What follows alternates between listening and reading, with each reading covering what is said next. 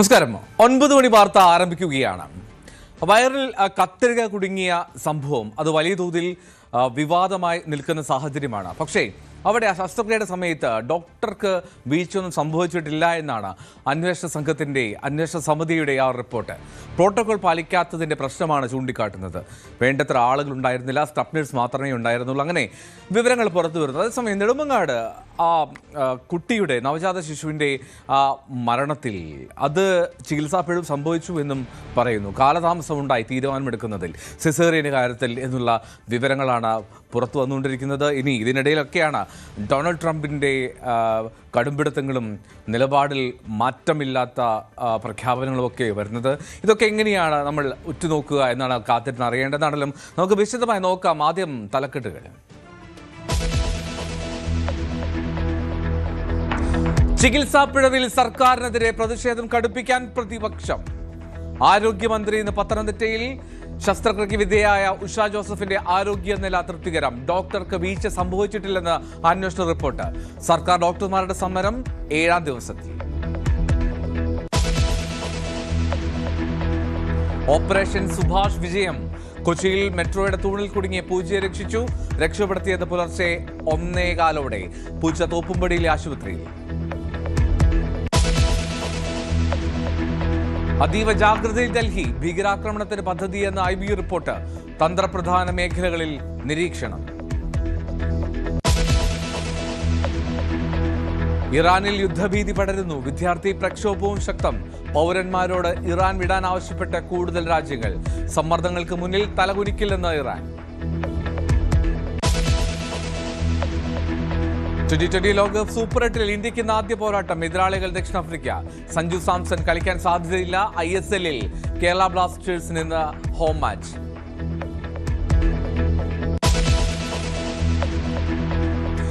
ഒൻപതിന് വാർത്തയിലേക്ക് വിശദമായി കടക്കുമ്പോൾ സുപ്രീം കോടതി വിധിയിലും പത്തി മടക്കാതെ US പ്രസിഡന്റ് ഡൊണാൾഡ് ട്രംപ്. ആഗോള തീരുവ 10% പിന്നാലെ 15% ഉയർത്തുമെന്നാണ് പ്രഖ്യാപനം. സുപ്രീം കോടതി വിധി അമേരിക്കയ്ക്ക് വിരുദ്ധമാണെന്നും ട്രംപ് പരിഹസിച്ചു. പ്രസിഡന്റിന്റെ വിവേചനാധികാരം ഉപയോഗിച്ചാണ് ട്രംപിന്റെ ഈ പുതിയ നീക്കം. ഇതോടെ വ്യാപാര കരാറിലെ ഇന്ത്യയോടുള്ള വ്യാപാര കരാറിലെ വ്യവസ്ഥകളിലടക്കം മാറ്റമുണ്ടാകാനുള്ള സാധ്യതയാണ് കാണുന്നത്. നിലവിലെ സാഹചര്യം പഠിച്ചുകൊണ്ടിരിക്കുകയാണെന്ന് വാണിജ്യ മന്ത്രാലയം പറയുന്നു. അജയ് സുധാബിച്ചു വിവരങ്ങളുമായി ചേരുന്നുണ്ട്. അജയ്, ഈ സുപ്രീം കോടതി വിധി പരിഹാസ്യമാണ് എന്ന് ട്രംപ് പറയുന്ന സാഹചര്യം, ഈ പ്രസിഡന്റിന്റെ വിവേചനാധികാരം ഉപയോഗിച്ച് അത് 15% ഈ ട്രംപിന്റെ നീക്കം എന്താണ്? എൽദോ, ട്രംപ് ഇതിനു മുമ്പേ ഇന്ത്യ അടക്കമുള്ള വിദേശ രാജ്യങ്ങൾക്ക് മേൽ ചുങ്കം ചുമത്താനായി ഉപയോഗിച്ചത് 1977 international emergency economic power act ആണ്. ഈ ആക്ട് പ്രകാരം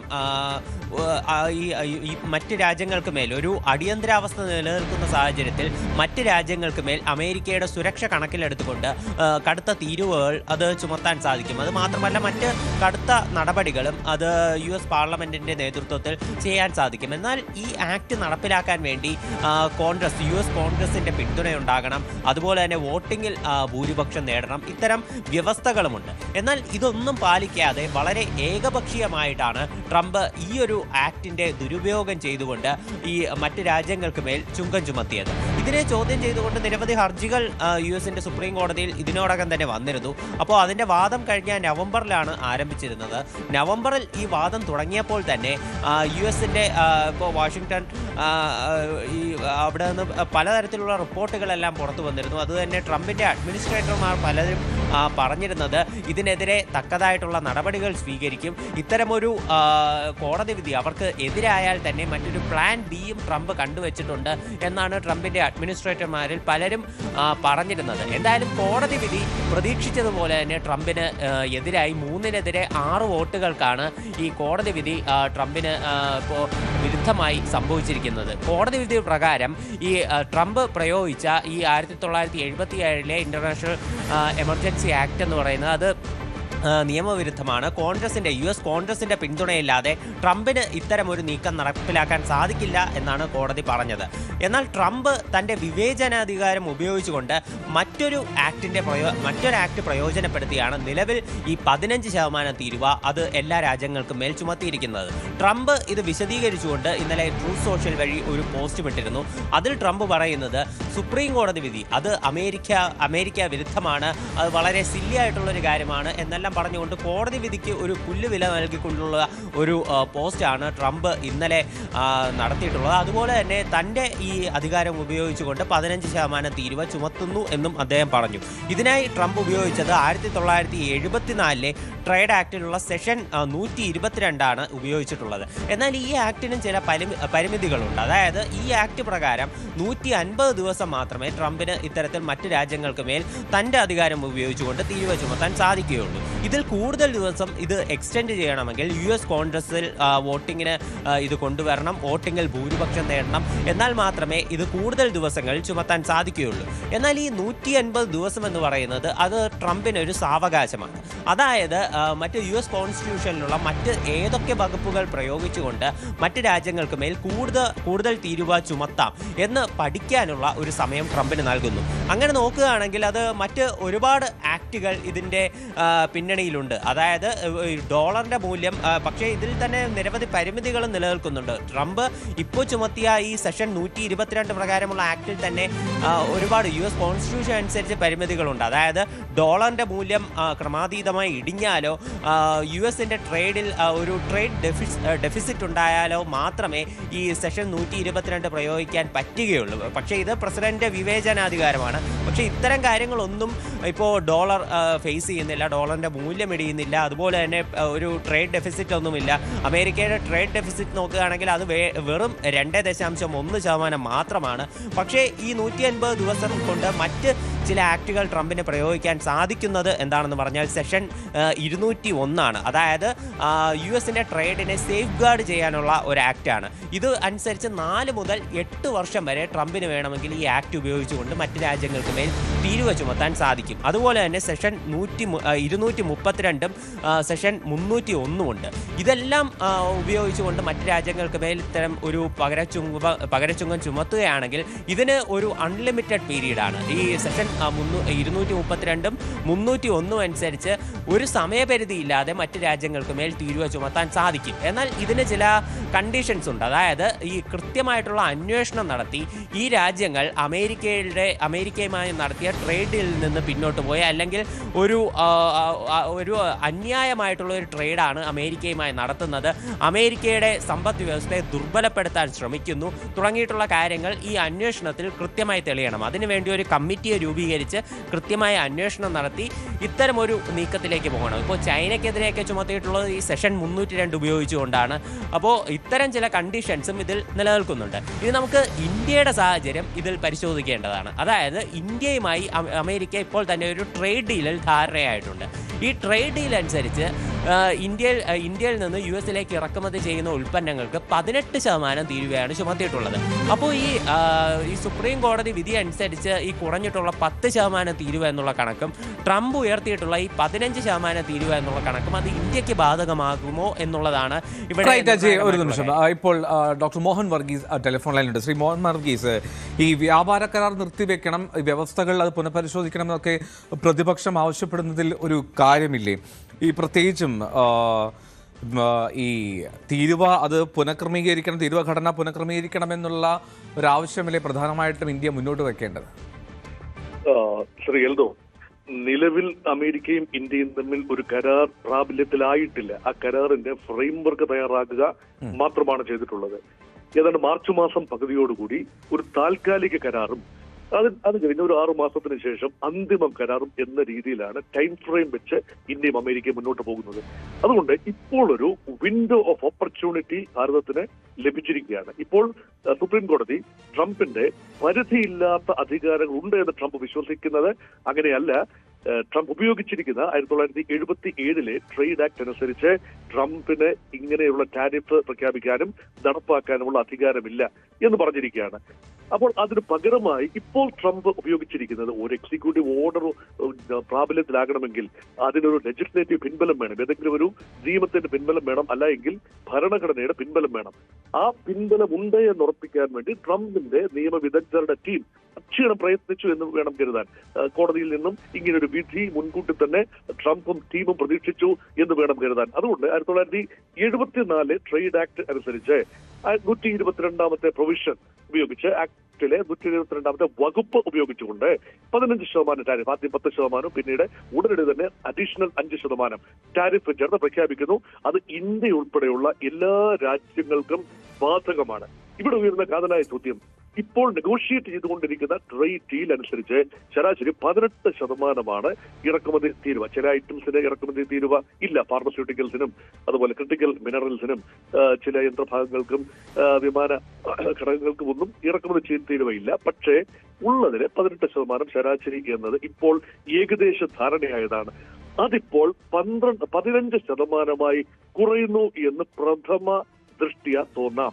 പക്ഷേ നോക്കൂ, ട്രംപ് ഈ ടാരിഫ് യുദ്ധമെല്ലാം തുടങ്ങുന്നതിന് മുമ്പ് ലിബറേഷൻ ഡേ സ്പീച്ച് എന്ന് പറയുന്നത് ഏപ്രിൽ ആദ്യമാണ് നടത്തുന്നത്. അതിന് മുൻപ് നിലവിലുണ്ടായിരുന്ന 3% ശരാശരി തീരുവ, അത് MFN most favoured nation WTO റെജിമൻ അനുസരിച്ചുള്ള MFN സ്റ്റേറ്റസ് അനുസരിച്ച് ഇന്ത്യക്ക് ചുമത്തപ്പെട്ടിരുന്ന ഒരു ടാരിഫ് റെജിമനാണ്. അത് കൂടി ചേർത്തുകൊണ്ട് 15 + 3 = 18% എന്നതിലേക്ക് നിൽക്കുമോ? അങ്ങനെയെങ്കിൽ യാതൊരു വ്യത്യാസവും ഉണ്ടാവില്ല. ഈ ട്രേഡ് ഡീലിൽ എന്താണോ ട്രംപ് ഉദ്ദേശിച്ചത് അതേ ഘട്ടത്തിൽ എത്തി നിർത്താം. പക്ഷെ ഇന്ത്യയുടെ ഓപ്ഷൻ എന്ന് പറയുന്നത് ഇത് കോടതിയിൽ ഇടപെട്ടിരിക്കുന്നു. ഇപ്പോൾ പ്രഖ്യാപിച്ചിരിക്കുന്നത് ഏതാണ്ട് ഈ 122ാമത്തെ അനുച്ഛേദം അനുസരിച്ച് ട്രംപ് പ്രഖ്യാപിച്ചിരിക്കുന്ന ഒരു 15% ടാരിഫിന്റെ കാലാവധി കേവലം 150 ദിവസം മാത്രമേ ഉള്ളൂ. അപ്പൊ ഇന്ത്യ അന്തിമ കരാർ ഏർപ്പെടുന്നത് അതിനും ശേഷമാണ്. ഇടക്കാല കരാർ മാത്രമാണ് ഉടനടി 2 ആഴ്ചക്കുള്ളിൽ ഏർപ്പെടേണ്ടത്. അതുകൊണ്ട് ഈ സമയം ഉപയോഗിച്ചുകൊണ്ട് സമഗ്രമായ ചർച്ചകൾ ഒരിക്കൽ കൂടി പൂർണ്ണമായ ഒരു നെഗോസിയേഷൻ സാധ്യമാകുമോ? അങ്ങനെയെങ്കിൽ ബെഞ്ച് മാർക്കായി എടുക്കാവുന്നത് 3% തീരുവയാണ്. അടിസ്ഥാന തീരുവ എന്ന് പറയുന്നത് MFN സ്റ്റേറ്റസ് ആണ്. അതിനെ ബെഞ്ച് മാർക്കായിട്ട് എടുത്തുകൊണ്ട് ഫർദർ നെഗോസിയേഷൻ സാധിക്കുമോ എന്നാണ് നോക്കേണ്ടത്. അതിനുള്ള പ്രതിരോധം എന്ന് പറയുന്നത് ട്രംപ് ഈ ടാരിഫ് ബാരിയേഴ്സിന് പുറമേ ഉള്ള മറ്റ് പഴുതുകൾ ഉപയോഗിക്കാനുള്ള സാധ്യതയുണ്ട്. അങ്ങനെയാണ് 1930 ഒരു നിയമമുണ്ട്. 1930 എന്ന് പറയുന്നത് ഗ്രേറ്റ് ഇക്കണോമിക് റിസഷന്റെ കാലഘട്ടമാണ്. ലോക സാമ്പത്തിക മാന്ദ്യം ഇന്റർ വാർ പീരീഡിലാണ്.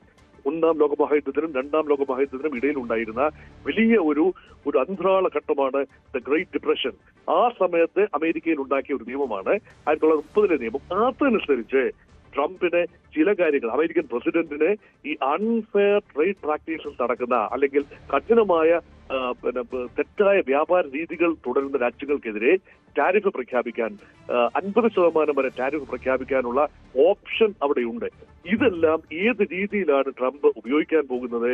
അതുകൊണ്ട് വിംസൺ ഫാൻസി അനുസരിച്ച് ഒരു പ്രസിഡന്റിന് മുന്നോട്ട് പോകാനാവില്ല എന്ന് പ്രഥമ ദൃഷ്ട്യാ തോന്നാം ഈ കഴിഞ്ഞ ദിവസം ഉണ്ടായ സുപ്രീം കോടതി വിധിയിലൂടെ. പക്ഷേ അതിലെ പഴുതുകൾ, ലൂപ്പ് ഹോൾസ് എല്ലാം തന്നെ ട്രംപ് പ്രയോജനപ്പെടുത്താൻ എല്ലാ സാധ്യതയും നിലനിൽക്കുന്നത്. കാരണം ട്രംപ് എംപയർ തന്നെ മുന്നോട്ട് പോകുന്നത് ഏതാണ്ട് 500 കമ്പനികളുടെ കൺസോർഷ്യമാണ് ട്രംപിന്റെ സാമ്രാജ്യം, ട്രംപിന്റെ സ്വന്തം ബിസിനസ് സാമ്രാജ്യം, അമേരിക്കയുടെ അല്ല ട്രംപിന്റെ സ്വന്തം സാമ്രാജ്യം. അത് മുഴുവൻ തന്നെ മുന്നോട്ട് കൊണ്ടുപോകുന്നത് ഇതുപോലെയുള്ള നിയമത്തിലെ പഴുതുകൾ. അമേരിക്കൻ നിയമത്തിൽ പല പഴുതുകളുണ്ട്. ഏതെങ്കിലും ഒരു ആക്ടിനകത്ത് പഴുതുകളുണ്ട്. ഒന്നല്ലെങ്കിൽ മറ്റൊരു പഴുത് ഉപയോഗിച്ചുകൊണ്ട് ഒരു ഞാണിന്മേൽ കളി പോലെയാണ് ട്രംപ് എന്ന പാക്ക ബിസിനസ്സുകാരൻ ഇതുവരെ മുന്നോട്ട് പോയത്. അത് വ്യക്തിപരമായ ബിസിനസിന് വേണ്ടി അത് ഉപയോഗിച്ചു എങ്കിൽ ഇപ്പോൾ അത് കുറച്ചുകൂടെ ലാർജർ ഇൻട്രസ്റ്റ് എന്ന നിലയിൽ രാജ്യത്തിന് വേണ്ടി ഇങ്ങനെയുള്ള പഴുതുകൾ നിയമത്തിലെ, ഭരണഘടനയിലെ അല്ലെങ്കിൽ ഏതെങ്കിലും ഒരു ആക്ടിലെ പഴുതുകൾ ഉപയോഗിക്കുന്നു എന്നതാണ്. അതിന് ട്രംപിന് ഒരു പൊളിറ്റിക്കൽ ബാക്കിംഗ് കൂടിയുണ്ട്. അവിടെയാണ് അമേരിക്കൻ ജനത ഉണർന്ന് പ്രവർത്തിക്കേണ്ട ആവശ്യകത. ഇപ്പോൾ തന്നെ കഴിഞ്ഞ 2025 നവംബറിലെ ഇടക്കാല തെരഞ്ഞെടുപ്പിൽ ട്രംപിന്റെ നയങ്ങൾക്ക് വലിയ എൻഡോഴ്സ്മെന്റ് ഒന്നും ജനം കൊടുത്തതായി കാണുന്നില്ല. കോൺഗ്രഷണൽ ഇലക്ഷനിൽ ഹൗസ് റെപ്രസെന്റേറ്റീവിലേക്കും സെനറ്റിലേക്കും നടന്ന തെരഞ്ഞെടുപ്പുകളിൽ ട്രംപിന്റെ റിപ്പബ്ലിക്കൻ പാർട്ടിക്ക് വലിയ മെച്ചമുണ്ടായില്ല. ഇനി വരാൻ പോകുന്ന തെരഞ്ഞെടുപ്പിൽ ഈ കോടതി വിധി ഒരുപക്ഷെ 2026 നവംബറിൽ അമേരിക്ക നടക്കാനിരിക്കുന്ന തെരഞ്ഞെടുപ്പിൽ വലിയ തിരിച്ചടി ഉണ്ടായാൽ കോൺഗ്രസിൽ 2 മണ്ഡലങ്ങളിലും, അമേരിക്കൻ പാർലമെന്റായ കോൺഗ്രസിന്റെ 2 മണ്ഡലങ്ങളിലും ജനപ്രതിനിധി സഭയിലും സെനറ്റിലും റിപ്പബ്ലിക്കൻ പാർട്ടിക്കുള്ള ഭൂരിപക്ഷം നഷ്ടപ്പെടും. അങ്ങനെയെങ്കിൽ ട്രംപ് എടുക്കുന്ന തീരുമാനങ്ങൾ സബ്ജക്ട് ടു കോൺഗ്രഷണൽ റാറ്റിഫിക്കേഷൻ. അതെങ്ങനെ സാധ്യമാകും?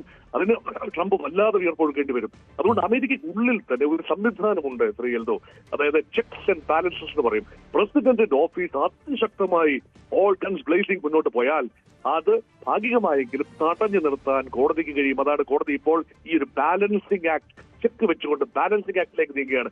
അതുപോലെ തന്നെ പ്രസിഡന്റ് അതിശക്തനായി മാറുകയാണെങ്കിൽ അമേരിക്കൻ പാർലമെന്റായ കോൺഗ്രസിന് ഇടപെടാൻ കഴിയും. ആ ഒരു പ്രൊവിഷനും ഉണ്ട്.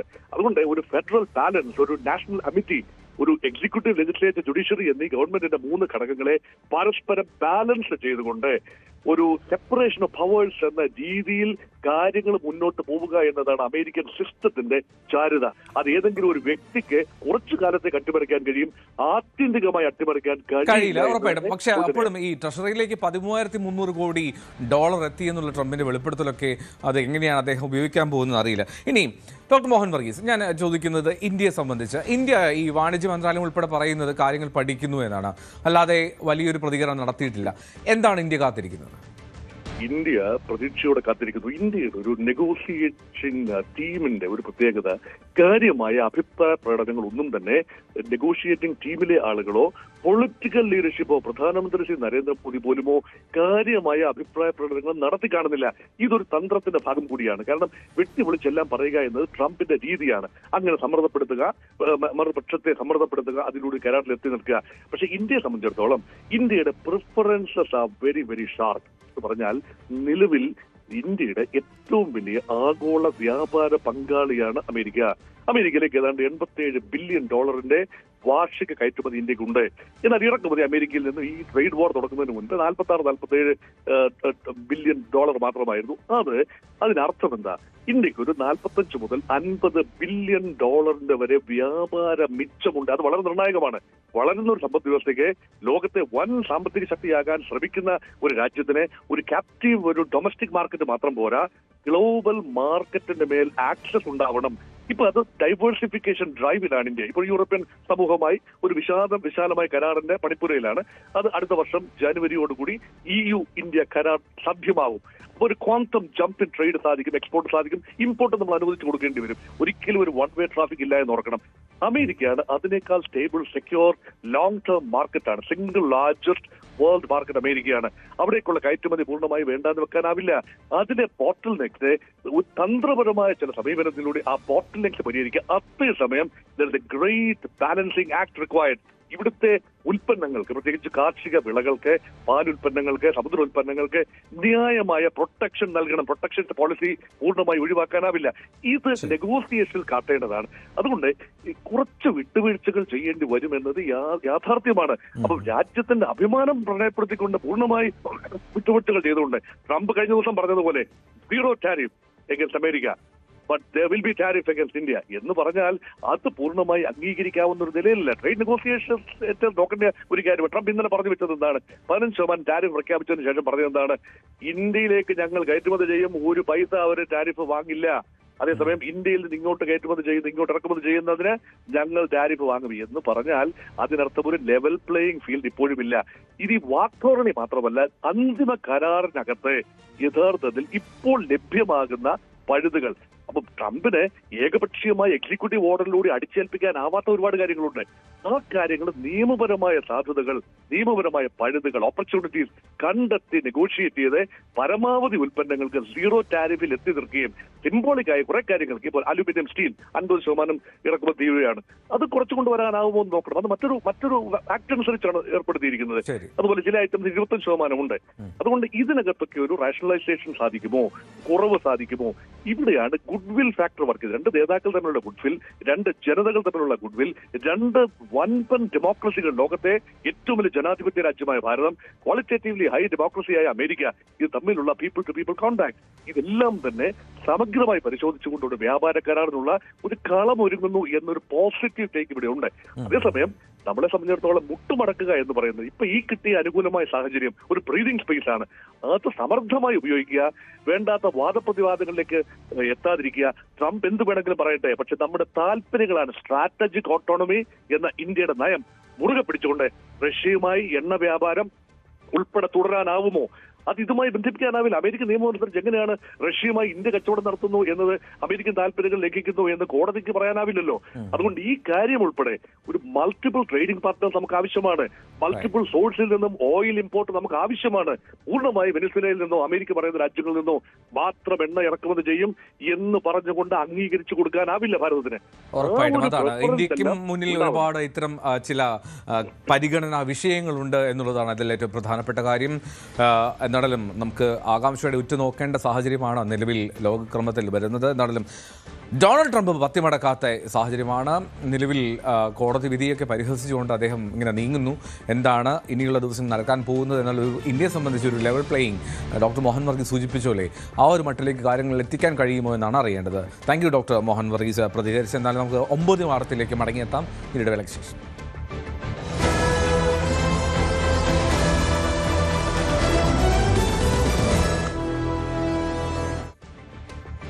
തിരുവനന്തപുരം നെടുമങ്ങാട് ജില്ലാ ആശുപത്രിയിൽ പ്രസവത്തിനിടെ നവജാത ശിശു മരിച്ചത്. ഡോക്ടർ ബിന്ദു സുന്ദറിന് വീഴ്ച ഉണ്ടായി എന്ന് അന്വേഷണ റിപ്പോർട്ട്. സിസേറിയൻ ചെയ്യുന്നതിന് കാലതാമസമുണ്ടായി. സിസേറിയന് നേരത്തെ തീരുമാനം എടുക്കാമായിരുന്നുവെന്നും തിരുവനന്തപുരം മെഡിക്കൽ കോളേജിലെ 3 ഡോക്ടർമാർ അടങ്ങുന്ന അന്വേഷണ സമിതിയുടെ റിപ്പോർട്ടിൽ പറയുന്നു. സാരംഗ് സുധാകരൻ ചേർന്ന വിവരങ്ങളുമായി. സാരംഗ്, ഈ വീഴ്ചയുണ്ട് എന്ന് സമ്മതിക്കുന്നു. അവിടെ എന്തൊക്കെയാണ് റിപ്പോർട്ടിലെ മറ്റ് പ്രധാന പരാമർശങ്ങൾ?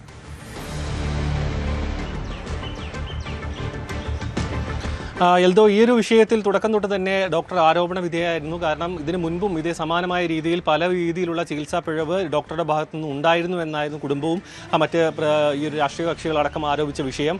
അത് ശരിവെക്കുന്ന തരത്തിലുള്ള റിപ്പോർട്ടാണ് ഇപ്പോൾ ആരോഗ്യവകുപ്പിന് കൈമാറിയിരിക്കുന്നത്. അതായത് ഒരു സ്വാഭാവികമായിട്ടുള്ള ഒരു ഫോളോ അപ്പിന് വേണ്ടിയാണ് ആശുപത്രിയിലേക്ക് എത്തിയത്, സ്കാനിംഗ് റിപ്പോർട്ട് അടക്കം കൊണ്ടുവന്ന്. പക്ഷേ കൃത്യമായി പറയുകയാണെങ്കിൽ നാളെയാണ് ഈ ഒരു ഡെലിവറിക്ക് ഡേറ്റ് നൽകിയിരുന്നത്. അതിന് മുൻപ് തന്നെ പെട്ടെന്ന് അഡ്മിറ്റ് ആവാൻ വേണ്ടി നിർദ്ദേശിക്കുന്നു. എന്നിട്ടും പുലർച്ചയോടുകൂടിയാണ് അടിയന്തരമായി സിസേറിയൻ ചെയ്യണമെന്ന് പറഞ്ഞ് പെട്ടെന്ന് ഈ ഒരു ശസ്ത്രക്രിയാ റൂമിലേക്ക് എത്തിക്കുകയും ചെയ്യുന്നത്. തുടർന്ന് ഉടൻ തന്നെ സിസേറിയൻ കഴിഞ്ഞ് ഉടൻ തന്നെ കുട്ടി മരിച്ചുപോയി എന്നായിരുന്നു ഈ ഭർത്താവിനെ അറിയിക്കുന്നത്. അതായത് ഈ ഒരു സിസേറിയൻ എന്ന ശസ്ത്രക്രിയ അത് കുറച്ചും കൂടി മുൻപേ ചെയ്യാമായിരുന്നു. അങ്ങനെ ചെയ്തിരുന്നെങ്കിൽ കുട്ടിയുടെ ജീവൻ രക്ഷിക്കാമായിരുന്നു. അനാവശ്യമായി ഈ ഒരു കാലതാമസം ഉണ്ടാക്കി എന്നാണ് റിപ്പോർട്ടിൽ പരാമർശിക്കുന്നത്. ഇതിനു മുൻപ് ഡോക്ടറുടെ ഭാഗത്ത് നിന്ന് തെറ്റുപറ്റി അല്ലെങ്കിൽ ചികിത്സാ പിഴവ് ഉണ്ടായിട്ട് രോഗി അല്ലെങ്കിൽ ഈ ഒരു അമ്മയ്ക്ക് ഗുരുതരമായ ബുദ്ധിമുട്ടുകൾ നേരിടുന്ന സംഭവം ഉണ്ടായിട്ടുണ്ട്. അതിലും പരാതി നിലനിൽക്കുന്നുണ്ട്. അന്വേഷണം നടന്നുകൊണ്ടിരിക്കുകയാണ് ആരോഗ്യവകുപ്പിന്റെ ഭാഗത്തു നിന്ന്. പക്ഷേ ഇതിൽ വലിയ വിവാദമായി തുടർന്നുകൊണ്ട് തന്നെ മെഡിക്കൽ കോളേജിലെ വിദഗ്ധ സംഘം അന്ന് തന്നെ തൊട്ടടുത്ത ദിവസം തന്നെ ആശുപത്രിയിൽ എത്തുകയും പ്രാഥമിക വിവരങ്ങൾ ശേഖരിക്കുകയും തുടർന്ന് അന്വേഷണ റിപ്പോർട്ട് സമർപ്പിക്കുകയായിരുന്നു. ഇതിലാണ് കൃത്യമായി പറയുന്നത് അനാവശ്യമായി സിസേറിയൻ വൈകിപ്പിച്ചു. അതിന് മുൻപ് തന്നെ അതായത് കൃത്യമായി പറയുകയാണെങ്കിൽ സ്കാനിംഗ് റിപ്പോർട്ടുകൾ കൃത്യമായി പരിശോധിച്ച് നോക്കുകയാണെന്നുണ്ടെങ്കിൽ ഉടൻ തന്നെ സിസേറിയൻ നടത്തേണ്ട ഒരു കേസായിരുന്നു. പക്ഷേ അത്തരത്തിലൊരു ഇടപെടൽ ഡോക്ടർ ഭാഗത്തുനിന്ന് ഉണ്ടായില്ല. അതുകൊണ്ട് തന്നെയാണ് കുട്ടിയുടെ ജീവൻ നഷ്ടമാകാൻ കാരണമായത്. ഇനി ഈ ഒരു കുട്ടിയുടെ പോസ്റ്റ്മോർട്ടം റിസൾട്ട് അടക്കം വരേണ്ടിയിരിക്കുന്നു. അതുകൂടി കൂട്ടിച്ചേർത്തുകൊണ്ടായിരിക്കും ഇനി ഇതിന്റെ അന്തിമമായിട്ടുള്ള ഒരു തീരുമാനം വരിക. എന്ത് തന്നെയായാലും കഴിഞ്ഞ ദിവസം KGMCT അടക്കം ഈ ഒരു അന്വേഷണ റിപ്പോർട്ട് സമർപ്പിക്കാതെ ഡോക്ടർക്ക് നേരെ എടുത്ത തീരുമാനം വളരെ അപലപനീയമാണെന്നായിരുന്നു അവരുടെ പ്രതികരണം. പക്ഷേ അത് മറികടന്നുകൊണ്ട് ഇപ്പോൾ ഡോക്ടറുടെ ഭാഗത്തു നിന്നും തെറ്റ് പറ്റിയിട്ടുണ്ട്. സസ്പെൻഷൻ ശരിവെച്ചുകൊണ്ടുള്ള റിപ്പോർട്ടാണ് ഇപ്പോൾ ആരോഗ്യവകുപ്പിന്റെ മുൻപാകെ എത്തിയിരിക്കുന്നത്. എൽദോ, സാരംഗ്, ഈ കുഞ്ഞിന് വളർച്ച കുറവുണ്ടായിരുന്നു എന്ന് ബോധ്യമായിട്ടും സിസേറിയന് കാലതാമസം ഉണ്ടാക്കി എന്ന് പറഞ്ഞാൽ അത് അംഗീകരിക്കാൻ കഴിയില്ല. മാത്രമല്ല ഈ കുടുംബം ഇവർ കൈക്കൂലി വാങ്ങി എന്നുള്ള ആരോപണം കൂടി ഉന്നയിച്ചിരുന്നു. ഇതിലൊക്കെ എന്തെങ്കിലും തീരുമാനങ്ങൾ അല്ലെങ്കിൽ അതിൽ അന്വേഷണം നടക്കുന്നുണ്ടോ?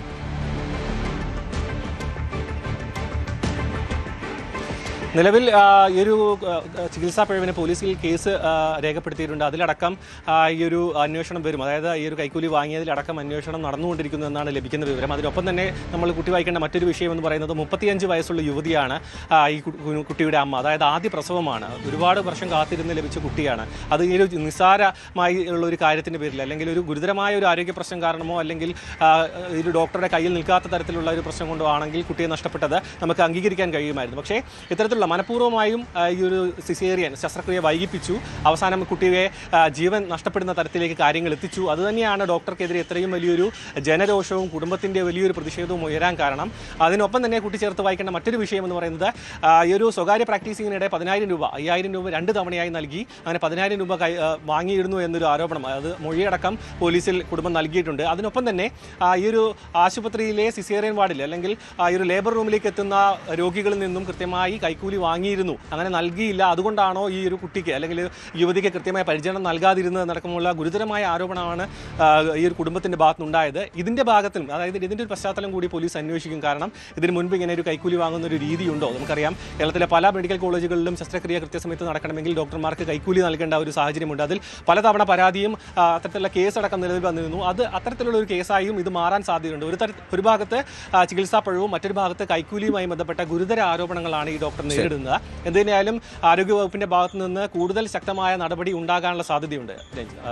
റൈറ്റ്, സാരംഗാണ് വിവരങ്ങൾ നൽകിയത്. എന്നാലും അവിടെ ഒരു ചികിത്സാ പിഴവ് സംഭവിച്ചു എന്നുള്ളത് തന്നെയാണ് വ്യക്തമാകേണ്ടത്. എന്നാൽ ഈ റിപ്പോർട്ട് പരിശോധിച്ച ശേഷമായിരിക്കും കൂടുതൽ നടപടികളിലേക്ക് ആരോഗ്യവകുപ്പ് കടക്കുക. ഇനി നമ്മൾ ഇടുക്കിയിലേക്ക് പോവുകയാണ്. ഇടുക്കിയിൽ അവിടെ ഹിൽ ഹൈവേ റൺ നടക്കുകയായിരുന്നല്ലോ. അപ്പോൾ അതിനുശേഷം ആദ്യ 21 കിലോമീറ്ററിന് ശേഷം ഇപ്പോൾ മിലിന്ദ് സോമൻ ഉൾപ്പെടെയുള്ളവർ നടത്തുന്ന റോഡ് ഷോയുടെ തത്സമയ ദൃശ്യങ്ങളാണ്. അവിടെ മന്ത്രി റോഷി അഗസ്റ്റിനുമുണ്ട്. എന്നാലും വലിയ പങ്കാളിത്തത്തിൽ രാവിലെ ആരംഭിച്ച പരിപാടിയാണ്. കിഫ്ബിയുടെ ഭാഗമായി നടത്തിയ റോഡ് അതിൻ്റെ പ്രചരണത്തിൻ്റെ ഭാഗമായി, മലയോര ഹൈവേയുടെ പ്രചരണത്തിൻ്റെ ഭാഗമായി ഇതാ വലിയൊരു റോഡ് ഷോ അവിടെ നടത്തുന്നു. രാവിലെ മാരത്തൺ ആരംഭിച്ചിരുന്നു. കുട്ടിക്കാനം അവിടെ മരീൻ കോളേജിൽ നിന്ന് ഫ്ലാഗ് ഓഫ് ചെയ്ത മാരത്തനാണ് ചപ്പാത്ത് വരെ നീണ്ടത്. 20 കിലോമീറ്റർ ദൂരം ചപ്പാത്തിലെ കൂട്ടയോട്ടം സമാപിച്ചു. രാവിലെ 7 മണിക്ക് കൃത്യമായി ഫ്ലാഗ് ഓഫ് ചെയ്തു. മന്ത്രി റോഷി അഗസ്റ്റിൻ ഉൾപ്പെടെ അതിൻ്റെ ഭാഗമായിരുന്നു. ഇപ്പോൾ അതിനുശേഷമുള്ള ഒരു റോഡ് ഷോ ആണ് ഇപ്പോൾ നടക്കുന്നത്. മാരത്തൺ കഴിഞ്ഞ് ഒരു പക്ഷേ ഇടുക്കിയുടെ തന്നെ മുഖഛായ മാറ്റുന്ന, അല്ലെങ്കിൽ ഇടുക്കിയുടെ മുഖത്തിൻ്റെ ഏറ്റുന്ന ഒരു നിർമ്മാണ പ്രവർത്തനമായി തന്നെ ഇതിനെ കണക്കാക്കണം. കിഫ്ബിയുടെ അഭിമാന പദ്ധതിയെ തന്നെ ഇതിനെ പരിഗണിക്കുകയും ചെയ്യുന്നു. റോഡ് ഷോ പുരോഗമിക്കുകയാണ് ഇടുക്കിയിൽ. ഡാനി ഇപ്പോൾ ചേരുന്നു വിവരങ്ങളുമായി. ഡാനി, അങ്ങനെ ആദ്യഘട്ട മാരത്തൺ പൂർത്തിയായി ഇപ്പോൾ റോഡ് ഷോയിലേക്ക് എത്തി, തുടങ്ങിയോ? എന്താണ് അവസ്ഥ? ആരംഭിച്ചിരിക്കുന്നു എൽദോ. ഇപ്പോൾ അല്പസമയം മുമ്പാണ് റോഡ് ഷോ തുടങ്ങിയത്. ഇവിടെ ചപ്പാത്തിൽ നൽകിയ സ്വീകരണത്തിന് ശേഷമാണ് അദ്ദേഹം റോഡ് ഷോയിലേക്ക് കടന്നിരിക്കുന്നത്. തുറന്ന ജീപ്പിൽ അദ്ദേഹം ജീപ്പ് ഓടിക്കുന്നത് മന്ത്രി റോഷി അഗസ്റ്റിൻ ആണ് എന്നൊരു പ്രത്യേകതയും കൂടിയുണ്ട്. റോഷി അഗസ്റ്റിൻ ജീപ്പ് ഓടിക്കുന്നു. അതോടൊപ്പം തന്നെ താരം നമ്മുടെ റൺ പൂർത്തിയാക്കിയ മിലിന്ദ് സുമൻ അതിന്റെ സൈഡിൽ തന്നെയുണ്ട്. അദ്ദേഹം ഇരു വശങ്ങളിലുള്ള ആളുകളെ അഭിവാദ്യം ചെയ്തുകൊണ്ട് അത് റോഡ് ഷോ മുന്നോട്ട് പോവുകയും ചെയ്യുന്നുണ്ട്. നേരത്തെ അദ്ദേഹം ഇവിടെ ഹ്രസ്വമായ രീതിയിൽ അവിടെ സംസാരിച്ചിരുന്നു. അദ്ദേഹം എടുത്ത് പറഞ്ഞൊരു കാര്യമെന്ന് പറയുന്നത് താൻ ഈ പ്രകൃതി ആസ്വദിക്കുന്നു. കാരണം രാജ്യത്തെ വിവിധയിടങ്ങളിൽ, രാജ്യത്തിനകത്തും പുറത്തും വിവിധയിടങ്ങളിൽ അദ്ദേഹം ഇത്തരത്തിലുള്ള മാരത്തൺ പൂർത്തിയാക്കിയിട്ടുണ്ട്. വലിയ രീതിയിലുള്ള ഓട്ടങ്ങൾ അദ്ദേഹം പൂർത്തിയാക്കിയിട്ടുണ്ട്. പക്ഷെ ഇത് ഒരു ഡിഫറെന്റ് ടെറൈനാണ്, പ്രത്യേകതയിലുള്ള ഒരു ടെറൈൻ തന്നെയാണ്, ഒരു സംശയവുമില്ല. താനത് ആസ്വദിക്കുന്നു. ചുറ്റുപാടുമുള്ള ഈ അന്തരീക്ഷവും പ്രകൃതിയും എല്ലാം ആസ്വദിക്കുന്നു. പലതവണ കേരളത്തിലേക്ക് വന്നിട്ടുണ്ട്. കേരളത്തിന്റെ ഈ പ്രകൃതിയും ഭക്ഷണവും എല്ലാം തനിക്ക് പ്രധാനപ്പെട്ടതും ഇഷ്ടപ്പെട്ടതും തന്നെയാണ്.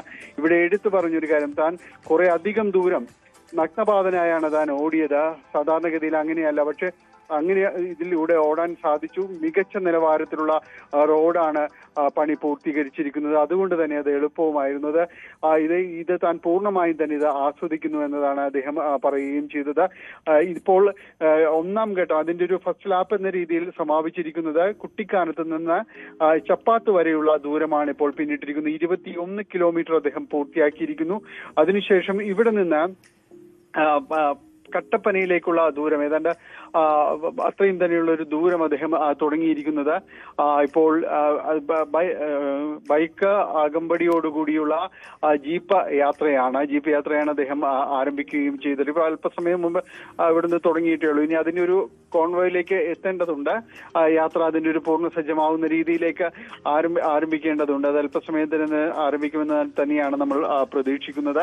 ഏതായാലും വലിയ രീതിയിലുള്ള ആവേശകരമായ ഒരു സ്വീകരണം, അല്ലെങ്കിൽ സ്വീകരണം എന്നതിനേക്കാൾ അപ്പുറം ഒരു വരവേൽപ്പ് എന്ന് തന്നെ നമ്മൾക്കത് പറയേണ്ടി വരുന്നുണ്ട്. ഇന്ന് പുലർച്ചെ ഇവിടെ നിന്ന് ആരംഭിക്കുമ്പോൾ തന്നെയും ചുറ്റുപാടുമുള്ളവർ തന്നെ ഇതിൽ പങ്കാളികളാകാൻ എത്തിയിരുന്നു. അതോടൊപ്പം തന്നെ ഈ അദ്ദേഹം ക്യാമ്പയിൻ തുടങ്ങിയതുപോലെ, എന്നാൽ വാ എന്ന് പറഞ്ഞ് ക്യാമ്പയിൻ തുടങ്ങിയത് അത് ഏറ്റെടുത്തുകൊണ്ട്, ആവേശത്തോടെ ഏറ്റെടുത്തുകൊണ്ട് സംസ്ഥാനത്തിന്റെ വിവിധ ഭാഗങ്ങളിൽ നിന്നുള്ള ഇത്തരം മാരത്തണുകളെയും ദീർഘദൂര ഓട്ടങ്ങളെയും എല്ലാം തന്നെ ഇഷ്ടപ്പെടുന്ന നിരവധിയായ ആളുകൾ ഇവിടേക്ക് അതിൽ പങ്കെടുക്കാനുണ്ട്. സ്പോർട്സ് താരങ്ങൾ ഉൾപ്പെടെയുള്ളവർ അതിലുണ്ടായിരുന്നു. മന്ത്രി റോഷി അഗസ്റ്റിൻ അല്പദൂരം അദ്ദേഹത്തിനൊപ്പം തന്നെ ഓടുകയും ചെയ്തു. ഇതെല്ലാം തന്നെ ചെയ്തു.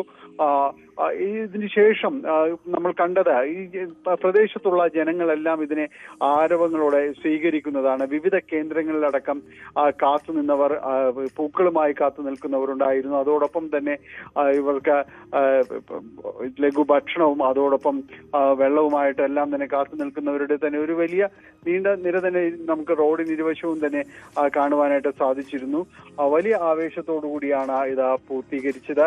ആദ്യ ലാപ്പ് പൂർത്തീകരിച്ചത്. ഇനി അവിടെ കുറച്ച് പേർക്ക് സർട്ടിഫിക്കറ്റുകൾ വിതരണം ചെയ്തു. ഇനി കട്ടപ്പനയിലേക്കുള്ള ദൂരമാണ്. അവിടെയുള്ള പ്രധാനപ്പെട്ട ചടങ്ങുകൾ, ഈ പാതയുടെ പൂർത്തീകരണത്തിന്റെ ഒരു ഉദ്ഘാടന പ്രഖ്യാപനം എന്ന രീതിയിൽ അവിടെ മുഹമ്മദ് റിയാസ് അത് നിർവഹിക്കും. പിന്നീട് തുരങ്കപാതയുടെ ഒരു പ്രാഥമിക സർവേ അടക്കം നടത്തേണ്ടതുണ്ട്. അതിന്റെ ഉദ്ഘാടനം മന്ത്രി KN ബാലഗോപാൽ ഓൺലൈനിലൂടെയും നിർവഹിക്കുകയും ചെയ്യും. ഏതായാലും ഹിൽ ഹൈവേ റൺ വളരെ വിജയകരമായ രീതിയിലേക്ക് കിഫ്ബി തീർത്ത റോഡിലൂടെ അത് പൂർത്തിയാക്കുന്നു എന്നതാണ്. റൈറ്റ്. എന്താണെങ്കിലും ഹിൽവേ റൺ അത് ഗംഭീരമായി ആദ്യഘട്ടം പൂർത്തിയായി. ഇപ്പോൾ റോഡ് ഷോ ആണ് നടക്കുന്നത്. മിലിൻ സോമൻ ഇപ്പോൾ മന്ത്രി റോഷി അഗസ്റ്റിൻ ഒക്കെ ചേർന്ന റോഡ് ഷോ പുരോഗമിക്കുകയാണ് കട്ടപ്പനയിലേക്ക്. കൊച്ചി മെട്രോ തൂണിൽ ഒരാഴ്ചയിലധികം കുടുങ്ങിയ പൂച്ചയെ രക്ഷപ്പെടുത്തി. പുലർച്ചെ 1:30 ഫയർഫോഴ്സ് സംഘവും അനിമൽ റെസ്ക്യൂ ടീമും ചേർന്നാണ് പൂച്ചയെ താഴെയിറക്കിയത്. തോപ്പുംപടിയിലെ ആശുപത്രിയിൽ നിരീക്ഷണത്തിലാണ് പൂച്ച. ഇപ്പോൾ ആജ്ഞ രവീന്ദ്രൻ വിവരങ്ങൾ നൽകും. ആജ്ഞ, ഇങ്ങനെ നമ്മൾ ഉറ്റുനോക്കുകയായിരുന്നു പൂച്ചയെ രക്ഷപ്പെടുത്തുന്നൊക്കെ. അങ്ങനെ രാത്രി പൂച്ചയെ ഒടുവിൽ രക്ഷപ്പെടുത്തി. മെട്രോ സർവീസ് പൂർത്തിയാക്കിയ ശേഷം നിലവിലെ പൂച്ചയുടെ അവസ്ഥ എന്താണ്, എങ്ങനെയുണ്ട് പൂച്ചയുടെ ആരോഗ്യനില എന്നൊക്കെയാണ് പറയുന്നത്. തോപ്പുംപടിയിലല്ലേ?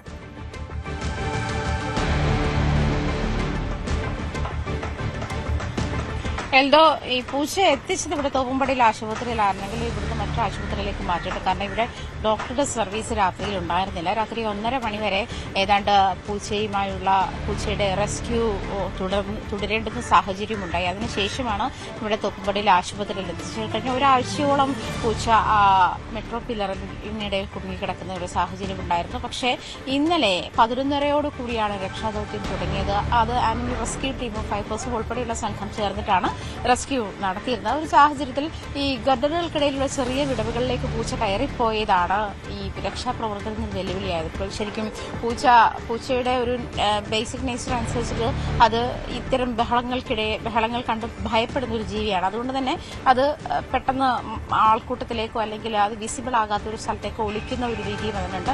അങ്ങനെ തന്നെയാണ് കഴിഞ്ഞ ദിവസം ഡോക്ടർമാർ അതുമായി ബന്ധപ്പെട്ട് പറഞ്ഞത്. ആ ഒരു സാഹചര്യത്തിൽ അതിനെ രക്ഷിക്കുക ദുഷ്കരമാണ്, അല്ലെങ്കിൽ ആ ഒരു സമയത്ത് രക്ഷാദൌത്യം നടത്തുക ദുഷ്കരമാണ് എന്ന് മനസ്സിലാക്കിയ ശേഷം പിന്നീട് അത് മാറ്റിവെക്കുകയും, പക്ഷെ അതേസമയം ഈ ആനിമൽ ലവേഴ്സ് വന്ന് ബഹളമുണ്ടാക്കുന്ന ഒരു സാഹചര്യമുണ്ടായി. പൂച്ച ഒരാഴ്ചയെ അവിടെ കുടുങ്ങിക്കിടക്കുന്നുണ്ട്. അതിന്റെ ആരോഗ്യനില അവശനിലയിലാണ് അതുള്ളത്. അതുകൊണ്ട് തന്നെ പൂച്ചയെ രക്ഷിക്കുന്ന ദൌത്യം എത്രയും വേഗം നടത്തണമെന്നാവശ്യപ്പെട്ടുകൊണ്ടാണ് മൃഗസ്നേഹികളുടെ സംഘടന അവിടെ എത്തിയതും അവർ പ്രതിഷേധമുണ്ടാക്കുകയും ചെയ്തത്. തുടർന്ന് വീണ്ടും രക്ഷാദൌത്യം തുടങ്ങുകയുണ്ടായി. ഒരു 3 മണിയോടുകൂടി വീണ്ടും രക്ഷാദൌത്യം പുനരാരംഭിക്കുകയുണ്ടായി. അതിനുശേഷം അതായത് അതിനെ റെസ്ക്യൂ ചെയ്യാൻ വേണ്ടി എത്തിയ ലിഫ്റ്റ് കംപ്ലൈന്റ് ആയത്, അത് ഹൈഡ്രോളിക് ലിഫ്റ്റാണ്, അതിന് കംപ്ലൈന്റ് ആയ ഒരു സാഹചര്യത്തിൽ വീണ്ടും അത് കുറച്ചു നേരത്തേക്ക് നിർത്തിവെക്കേണ്ടി വന്നു. പിന്നീട് മെട്രോ സർവീസ് ഉൾപ്പെടെ അതിന്റെ വൈദ്യുത ലൈൻ വിശേഷ ഉൾപ്പെടെ ചെയ്ത ശേഷം, അതായത് അവിടുത്തെ ട്രാഫിക് ഗതാഗത നിയന്ത്രണം തുടങ്ങിയ കാര്യങ്ങളൊക്കെ അതിന് വേണ്ടി വന്നു. വലിയ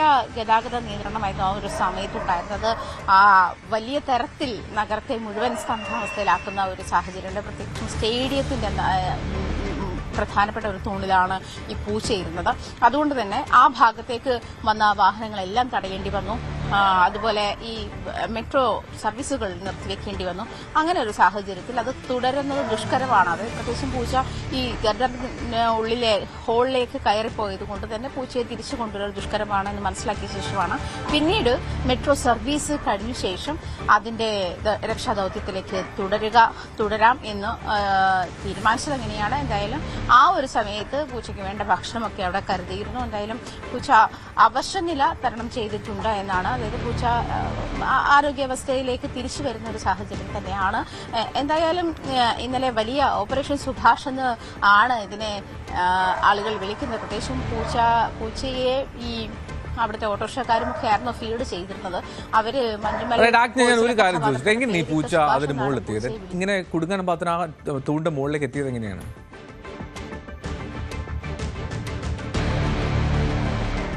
എന്തോ അത് ശരിക്കും മെട്രോ സ്റ്റേഷനിലായിരുന്നു പൂച്ച എത്തിയിരുന്നത്. മെട്രോ സ്റ്റേഷനിലെത്താൻ വലിയ ഒരു ബുദ്ധിമുട്ടുകളൊന്നും ഇല്ല എന്ന് വേണം മനസ്സിലാക്കാൻ. മെട്രോ സ്റ്റേഷനിലെത്തിയ ശേഷം മെട്രോ സ്റ്റേഷനിൽ നിന്നും ഉണ്ടായ വഴിയിലൂടെയാണ് അത്, ആ വഴി കൂടിയാണ് അത് പില്ലറിലെത്തുന്നത്. പില്ലറിൽ എത്തിയ ശേഷം അത് കുടുങ്ങി പോവുകയായിരുന്നു എന്നുള്ളതാണ് ശരിക്കും. അത് തിരിച്ച് അതിന് കയറാൻ പറ്റുന്ന സാഹചര്യം ഉണ്ടായിരുന്നില്ല. ഒന്ന് ശരിക്കും നമുക്കറിയാൻ പറ്റും, പില്ലറിന്റെ താഴ്വശം ഉണ്ടായിരുന്നത് റോഡും ഒക്കെയാണ്, ആളുകളുടെ ബഹളമുണ്ട്. പൂച്ച അത്തരമൊരു സാഹചര്യത്തിലേക്ക് പെട്ടെന്ന് എടുത്ത് ചാടി വരുന്ന ഒരു, അങ്ങനെ എടുത്ത് ചാടാൻ പറ്റുന്ന, അതായത് വീടുകളിലത്തെ പോലത്തെ ഒരു അന്തരീക്ഷമല്ലല്ലോ റോഡിലുള്ളത്. അത് ശേഷം അവിടെ അതിന് അങ്ങോട്ടും ഇങ്ങോട്ടും പോകാൻ പറ്റാത്ത അവസ്ഥയിൽ അതങ്ങനെ കുടുങ്ങി പോവുകയായിരുന്നു. ആദ്യം തന്നെ ആളുകൾ അതിനെ ഫീഡ് ചെയ്തിരുന്ന സാഹചര്യം ഉണ്ടായിരുന്നു. അങ്ങനെ തന്നെയാണ് പൂച്ച ആരോഗ്യനില അവശനിലയിലായ ശേഷമാണ്, അത്തരം വിഷ്വൽസ് ഒക്കെ വന്ന ശേഷമാണ് മൃഗസ്നേഹികളൊക്കെ വിഷയത്തിൽ ഇടപെടുന്നതും അടിയന്തരമായി പൂച്ച റെസ്ക്യൂ ചെയ്യാനുള്ള സാഹചര്യം വേണം എന്ന് പ്രതിഷേധത്തിൽ തുടർന്നാണ് ഇന്നലെ വീണ്ടും ഒരു 3 മണിയോടുകൂടി രക്ഷാപ്രവർത്തനം പുനരാരംഭിക്കുന്ന സാഹചര്യമുണ്ട്. പക്ഷെ എന്നാലും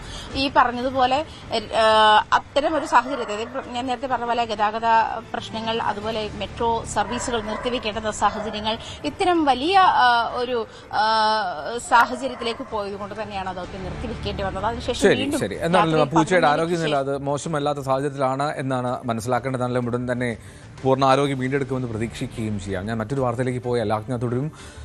ആലപ്പുഴ വണ്ടാനം മെഡിക്കൽ കോളേജിലെ ശസ്ത്രക്രിയയ്ക്കിടെ വയറ്റിൽ കത്രിക കുടുങ്ങിയതിൽ ഡോക്ടർക്ക് വീഴ്ച സംഭവിച്ചിട്ടില്ല എന്ന് അന്വേഷണ സംഘത്തിന്റെ വിലയിരുത്തൽ. പ്രോട്ടോകോൾ പാലിക്കാനാവാത്തതും ജീവനക്കാരുടെ കുറവും ചൂണ്ടിക്കാട്ടിയാണ് റിപ്പോർട്ട്. ഉപകരണങ്ങൾ എല്ലാം ഉണ്ടോ എന്ന് സ്ക്രബ് നഴ്സിനോട് ചോദിച്ച് ഉറപ്പുവരുത്തിയ ശേഷമാണ് ഡോക്ടർ തുന്നലിട്ടത്. ശസ്ത്രക്രിയ സമയത്തെ സർജൻസ് നോട്ട് അത് കൃത്യമാണെന്നും ഈ സമയം സ്ക്രബ് നഴ്സ് മാത്രമാണ് ഉണ്ടായിരുന്നത് എന്നും ഈ റിപ്പോർട്ടിലുണ്ട്. ഇനി അതേസമയം കൊച്ചിയിൽ അമൃത ആശുപത്രിയിൽ ചികിത്സയിലുള്ള ഉഷ ജോസഫിന്റെ ആരോഗ്യനില തൃപ്തികരമാണ്. ശസ്ത്രക്രിയയ്ക്ക് ശേഷം പുറത്തെടുത്ത കത്രിക അമ്പലപ്പുഴ പോലീസിന് കൈമാറിയിട്ടുണ്ട്. വിഷയത്തിൽ ആരോഗ്യമന്ത്രിക്കെതിരെ ഇന്നും പ്രതിഷേധത്തിനുള്ള സാധ്യതയുണ്ട്. സാരംഗ് സുധാകരനും ആജ്ഞ രവീന്ദ്രനുമാണ് വീണ്ടും ചേരുന്നത്. സാരംഗ്, ഈ അന്വേഷണ റിപ്പോർട്ട് പറയുന്നത് പ്രകാരമാണെങ്കിൽ അവിടെ ഈ പ്രോട്ടോകോൾ പാലിക്കാൻ കഴിയാതെ പോയത്, അല്ലെങ്കിൽ വേണ്ടത്ര ജീവനക്കാരില്ലാതെ പോയത് ആണ് അതിൽ പ്രശ്നമായത് എന്നാണല്ലോ. അപ്പോൾ ഡോക്ടറുടെ ഭാഗത്തുനിന്ന് ഒരു വീഴ്ച ഉണ്ടായില്ല എന്നാണോ?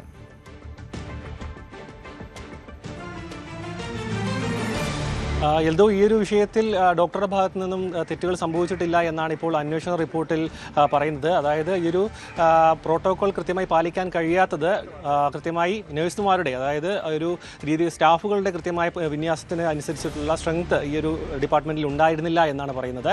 മാത്രമല്ല, ഈ ഒരു ശസ്ത്രക്രിയയ്ക്ക് ശേഷം മറ്റൊരു ശസ്ത്രക്രിയയ്ക്ക് വേണ്ടിയും ഈ ഇതേ സ്ക്രബ് നഴ്സ് പോവേണ്ട ഒരു സാഹചര്യം ഉണ്ടായിരുന്നു. അങ്ങനെ നോക്കുകയാണെന്നുണ്ടെങ്കിൽ, അതായത് ഒരു സിസ്റ്റത്തിൻ്റെ ഭാഗത്തുനിന്നുണ്ടായ ഒരു തെറ്റ്, അല്ലെങ്കിൽ ഒരു കൃത്യമായ സ്റ്റാഫ് സ്ട്രെങ്ത് ഇല്ലാത്തതുകൊണ്ടും ഒപ്പം തുടരെ ശസ്ത്രക്രിയകൾ ഉള്ളതുകൊണ്ടുമുള്ള ഒരു തെറ്റ് എന്ന രീതിയിലേക്കാണ് ഇപ്പോൾ ഈ ഒരു ആരോഗ്യവകുപ്പിൻ്റെ അന്വേഷണ റിപ്പോർട്ട് വന്നിരിക്കുന്നത്. പക്ഷേ 5 വർഷത്തോളമായി ഈ ഒരു കത്രിക വയറ്റിൽ കുടുങ്ങി കിടക്കുന്നത് കണ്ടെത്താൻ കഴിഞ്ഞില്ല എന്നുള്ളതും ഇത്രയും വലിയൊരു ബുദ്ധിമുട്ട് നേരിടേണ്ടി വന്നതും മറ്റേ വലിയ ആരോഗ്യ പ്രശ്നങ്ങളിലേക്ക് പോയില്ല എങ്കിലും ഇത് വലിയ ബുദ്ധിമുട്ടുണ്ടാക്കിയതും വലിയ രീതിയിൽ വിവാദമായിരുന്നു. അതുകൊണ്ട് തന്നെ ഇതിൽ ആരുടെ ഭാഗത്താണ് കൃത്യമായി തെറ്റുപറ്റിയത്? അതായത് ഈ ഒരു സർജൻസ് നോട്ട് കൃത്യമാണെന്ന് പറയുന്നു.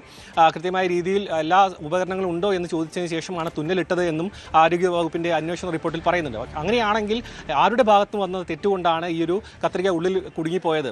ഈ ഒരു സ്ക്രബ് നേഴ്സിന് മറ്റൊരു ശസ്ത്രക്രിയ ഉണ്ടെന്ന് പറയുമ്പോൾ പോലും വലിയൊരു ഉപകരണമാണ്, ചെറിയൊരു ഉപകരണമല്ല അകത്ത് കുടുങ്ങിപ്പോയത്. അതുകൊണ്ട് തന്നെ ഇതിൽ സ്ക്രബ് നേഴ്സിനെയും ഡോക്ടറെയും കൃത്യമായി ആരുടെ ഭാഗത്താണ് തെറ്റ് എന്ന് ആരോഗ്യവകുപ്പിന്റെ റിപ്പോർട്ടിൽ പറയുന്നില്ല. പക്ഷേ ഈ ഒരു രോഗിബാഹുല്യം അല്ലെങ്കിൽ കൂടുതലുള്ള ശസ്ത്രക്രിയകൾക്കിടയിൽ പറ്റിയ ഒരു പിഴവ് അങ്ങനെ മാത്രമായിട്ടാണ് ഇപ്പോൾ ആരോഗ്യവകുപ്പിന്റെ റിപ്പോർട്ട് വന്നിരിക്കുന്നത്.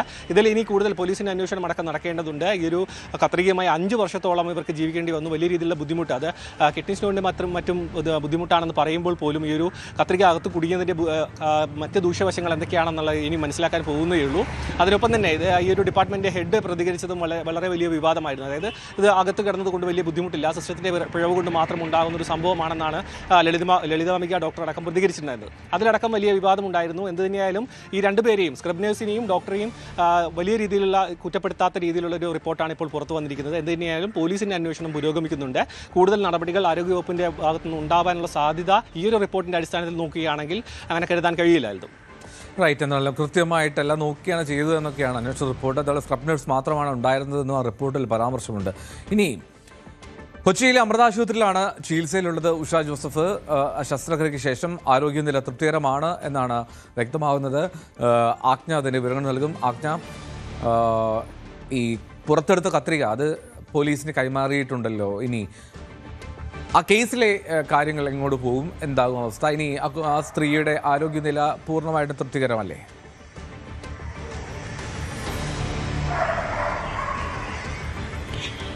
എൽദോ, ഉഷയുടെ ആരോഗ്യനില തൃപ്തികരമാണ് എന്ന് തന്നെയാണ് അമൃത ആശുപത്രിയിൽ ഡോക്ടർമാർ അറിയിക്കുന്നത്. അമൃത ആശുപത്രി ഗാസ്ട്രോളജി വിഭാഗം മേധാവി, ഗൈനക്കോളജി വിഭാഗം മേധാവി, അതുപോലെ യൂറോളജി വിഭാഗം മേധാവി, ഇവർ 3 പേരും ചേർന്നിട്ടാണ് ശസ്ത്രക്രിയയ്ക്ക് നേതൃത്വം നൽകിയത്. അതുപോലെ സംസ്ഥാന സർക്കാർ നിയോഗിച്ചിട്ടുള്ള മെഡിക്കൽ കോളേജിലെ വകുപ്പ് മേധാവികളും ഇതുമായി ബന്ധപ്പെട്ടുള്ള ശസ്ത്രക്രിയയുടെ ഭാഗമായിട്ടുണ്ട്.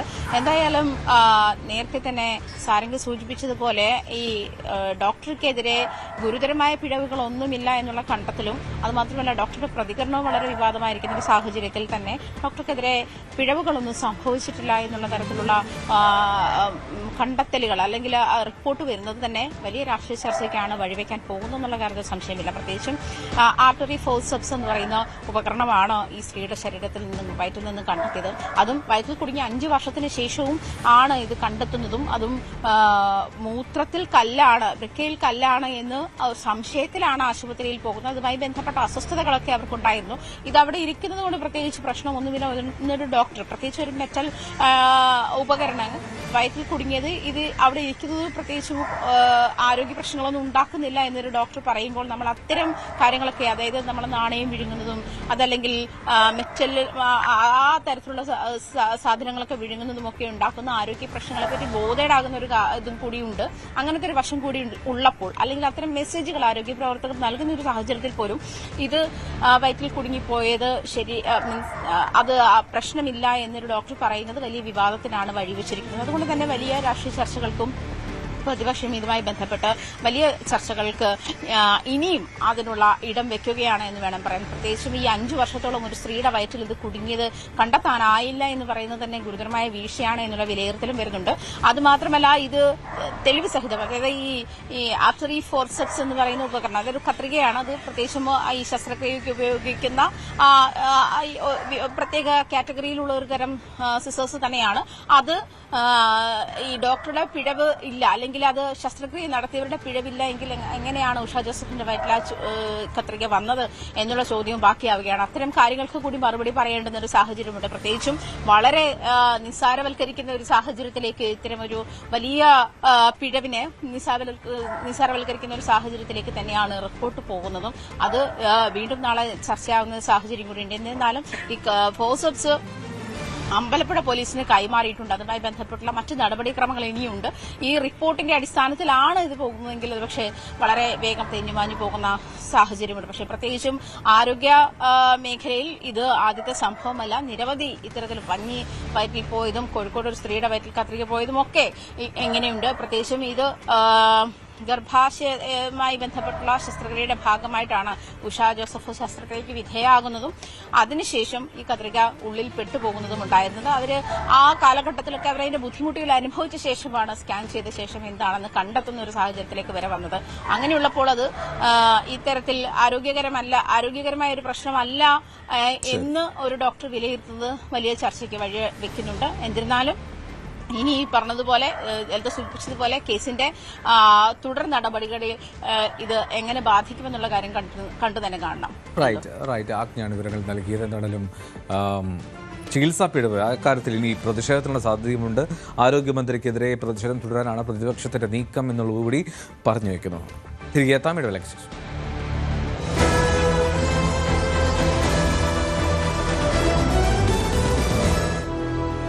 ലോകം സാമ്പത്തിക മാന്ദ്യത്തിന്റെ നിഴലിലായിരുന്നപ്പോഴും ആഗോള രാഷ്ട്രീയ അസ്ഥിരതകൾ വിപണികളെ ഉലച്ചപ്പോഴും കഴിഞ്ഞ 4 വർഷമായി ലോകത്തിലെ ഏറ്റവും വേഗത്തിൽ വളരുന്ന സമ്പദ് വ്യവസ്ഥ എന്ന പദവി ഇന്ത്യ കാത്തുസൂക്ഷിക്കുകയാണ്. ലോകത്തിന്റെ സാമ്പത്തിക എഞ്ചിനായി ഇന്ത്യ മാറിക്കൊണ്ടിരിക്കുന്ന കാഴ്ചയാണ് 2005-ലും നാം കണ്ടത്. ആഗോളതലത്തിൽ പല വികസിത രാജ്യങ്ങളും സാമ്പത്തിക മാന്ദ്യത്തെയും ഭൗമ രാഷ്ട്രീയ തർക്കങ്ങളെയും ഭയപ്പെടുമ്പോൾ ഇന്ത്യ തുടർച്ചയായ 4ാം വർഷവും ലോകത്തിലെ ഏറ്റവും വേഗത്തിൽ വളരുന്ന പ്രധാന സമ്പദ് വ്യവസ്ഥ എന്ന പദവി നിലനിർത്തുകയാണ്. കേന്ദ്ര ധനമന്ത്രാലയത്തിന്റെ കണക്കുകൾ പ്രകാരം നടപ്പ് സാമ്പത്തിക വർഷത്തിൽ ഇന്ത്യയുടെ യഥാർത്ഥ GDP വളർച്ച 7.4% ഉയരുമെന്നാണ് പ്രതീക്ഷിക്കുന്നത്. അന്താരാഷ്ട്ര നാണയനിധി പോലും ഇന്ത്യയുടെ വളർച്ചാ സാധ്യതകളെ മുൻനിർത്തി തങ്ങളുടെ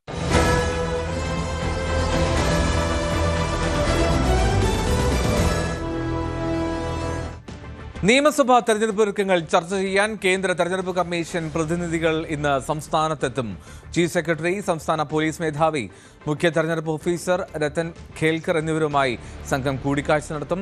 തീവ്ര വോട്ടർ പട്ടിക പരിഷ്കരണവുമായി ബന്ധപ്പെട്ട പരാതികളും ചർച്ചയ്ക്ക് വരും. ഡാൻ കുര്യൻ വിവരങ്ങളുമായി ചേരുന്നുണ്ട്. ഡാൻ, ഇപ്പോൾ തെരഞ്ഞെടുപ്പ് ആസന്നമായി എന്നുള്ളതിന് കൃത്യമായിട്ടുള്ള സൂചന വരുന്നുണ്ട്. എന്തൊക്കെയാണ് ഇതിൻ്റെ വിവരങ്ങൾ, വിശദാംശം? നിയമസഭാ തെരഞ്ഞെടുപ്പിന്റെ തീയതി പ്രഖ്യാപനം എത്രയും പെട്ടെന്ന് തന്നെ ഉണ്ടായേക്കുമെന്നുള്ള സൂചനകൾക്കിടയിലാണ് ഔദ്യോഗിക നടപടിക്രമങ്ങളുടെ ഭാഗമായി കേന്ദ്ര തെരഞ്ഞെടുപ്പ് കമ്മീഷന്റെ പ്രതിനിധികൾ ഡെപ്യൂട്ടി കമ്മീഷണർ നേതൃത്വത്തിൽ ഇന്ന് വൈകുന്നേരത്തോടെ തലസ്ഥാനത്ത് എത്തുന്നത്. വൈകിട്ട് സംസ്ഥാന ചീഫ് സെക്രട്ടറി, അതോടൊപ്പം സംസ്ഥാന പോലീസ് മേധാവി, മുഖ്യ തെരഞ്ഞെടുപ്പ് ഓഫീസർ രത്തൻ ഖേൽക്കർ തുടങ്ങിയവരുമായി തെരഞ്ഞെടുപ്പ് കമ്മീഷൻ പ്രതിനിധികൾ കൂടിക്കാഴ്ച നടത്തും.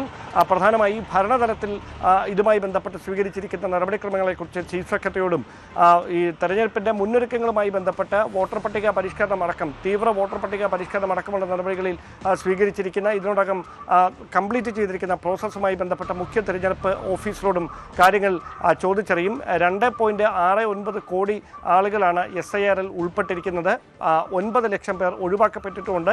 അതുമായി ബന്ധപ്പെട്ട രാഷ്ട്രീയ പാർട്ടികൾ നേരത്തെ തന്നെ ഉന്നയിച്ചിരിക്കുന്ന ചില ആശങ്കകളുണ്ട്. അതായത് ബോധപൂർവമായി ചിലരെ തിരികെ കയറ്റാനും അതോടൊപ്പം ചിലരെ ഒഴിവാക്കാനുമുള്ള ശ്രമം നടന്നിട്ടുണ്ട് എന്നുള്ള രാഷ്ട്രീയമായ വിമർശനങ്ങളൊക്കെ നേരത്തെ ഉയർന്നതാണ്. ഇതടക്കമുള്ള കാര്യങ്ങൾ തെരഞ്ഞെടുപ്പ് കമ്മീഷൻ പ്രതിനിധികളെയും സംസ്ഥാനത്തെ മുതിർന്ന ഉദ്യോഗസ്ഥർ അറിയിക്കും. തർക്കപരിഹാരത്തിനുള്ള മാർഗങ്ങൾ ചർച്ച ചെയ്യും. അതോടൊപ്പം സംസ്ഥാന പോലീസ് മേധാവിയുമായി ഇതുമായി ബന്ധപ്പെട്ടുള്ള സുരക്ഷാ ക്രമീകരണങ്ങൾ, ഏത് തരത്തിലായിരിക്കണം തെരഞ്ഞെടുപ്പിൻ്റെ സുരക്ഷാ ക്രമീകരണങ്ങൾ, അതുമായി ബന്ധപ്പെട്ട് സ്വീകരിച്ചിരിക്കുന്ന നടപടികൾ എന്തൊക്കെയാണ്, ഇതടക്കമുള്ള കാര്യങ്ങളിൽ വിശദമായ ചർച്ച നടക്കുമെന്നാണ് മനസ്സിലാക്കാൻ കഴിയുന്നത്. അങ്ങനെയെങ്കിൽ ഈ ഔദ്യോഗികമായ നടപടിക്രമങ്ങൾ പൂർത്തിയാക്കി തെരഞ്ഞെടുപ്പ് കമ്മീഷൻ പ്രതിനിധികൾ ഡൽഹിയിൽ തിരിച്ചെത്തിയതിനു ശേഷം ഒരാഴ്ചയ്ക്കുള്ളിൽ തന്നെ തെരഞ്ഞെടുപ്പിൻ്റെ പ്രഖ്യാപനം ഉണ്ടായേക്കാനാണ് സാധ്യത. അത്തരത്തിലുള്ള സൂചനകളാണ് പുറത്തു വരുന്നത്. മുന്നൊരുക്കങ്ങളെല്ലാം സംസ്ഥാനത്ത് പൂർത്തിയായിരിക്കുന്നുവെന്നാണ് മുഖ്യ തെരഞ്ഞെടുപ്പ് ഓഫീസർ നൽകുന്ന വിവരവും. റൈറ്റ്, ഡാൻ കുര്യനാണ് വിവരങ്ങൾ നൽകിയത്. എന്തായാലും തെരഞ്ഞെടുപ്പ് അതിൻ്റെ തീയതി പ്രഖ്യാപനം ഉടൻ ഉണ്ടാകുമെന്നുള്ള വിവരങ്ങൾക്കിടെയാണ് ഇപ്പോൾ ഔദ്യോഗിക നടപടിക്രമങ്ങളിലേക്ക് കാര്യങ്ങൾ എത്തുന്നത്. ചീഫ് സെക്രട്ടറി, സംസ്ഥാന പോലീസ് മേധാവി, മുഖ്യ തെരഞ്ഞെടുപ്പ് ഓഫീസർ എന്നിവരുമായി സംഘം കൂടിക്കാഴ്ച നടത്തി. കാസർഗോഡ് നാലത്തടുക്കയിൽ 24-കാരി ജീവനൊടുക്കിയ സംഭവം, അതിൽ ഗുരുതര ആരോപണവുമായി കുടുംബം രംഗത്തെത്തിയിരിക്കുകയാണ്. സ്വർണം മോഷ്ടിച്ചുവെന്ന വ്യാജ ആരോപണത്തെ തുടർന്ന് അയൽവാസികളിൽ നിന്ന്, പോലീസിൽ നിന്നും നേരിട്ട ക്രൂരമായ മാനസിക പീഡനത്തിൽ മനംനൊന്താണ് ഈ യുവതി ജീവനൊടുക്കിയത് എന്നാണ് ബന്ധുക്കളുടെ ആരോപണം. കാസർഗോഡ് നാലത്തടുക്കയിലെ ജസീലയാണ് അപമാനം സഹിക്കാൻ കഴിയാതെ നിരപരാധിത്വം വെളിപ്പെടുത്തുന്ന വീഡിയോ ചിത്രീകരിച്ച ശേഷം ആത്മഹത്യ ചെയ്തത്. സംഭവത്തിൽ വിദ്യാനഗർ പോലീസ് അസ്വാഭാവിക മരണത്തിന് കേസെടുത്ത് അന്വേഷണം ആരംഭിച്ചു. ആദ്യം ആ വീഡിയോയിലേക്ക്. എൻ്റെ പേര് ജസീല. ഞാനെന്തായാലും ചെയ്യാത്ത തെറ്റിൻ്റെ പേരിൽ കുറേ ശിക്ഷ വയ്ക്കുന്നുണ്ട്. എൻ്റെ ഫ്രണ്ടിൻ്റെ ഉമ്മാൻ്റെ ഗോൾഡ് മിസ്സായിന്. അത് ഞാൻ എടുത്തു എന്നാ പറയുന്നത്.